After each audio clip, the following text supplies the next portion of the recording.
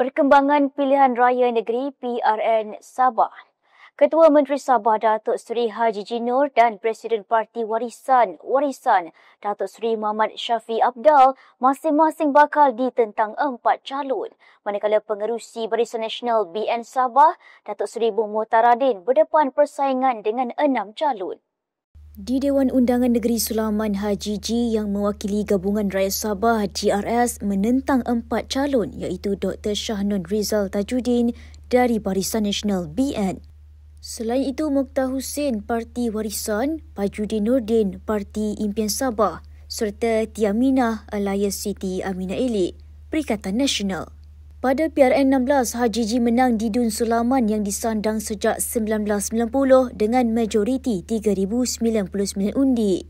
Di kerusi Dewan Undangan Negeri Dun Senalang, Muhammad Syafiee dicabar calon Gabungan Rakyat Sabah GRS dan Marunda KK Ampung, Muhammad Lipai alias Samsu Sundalu Parti Impian Sabah.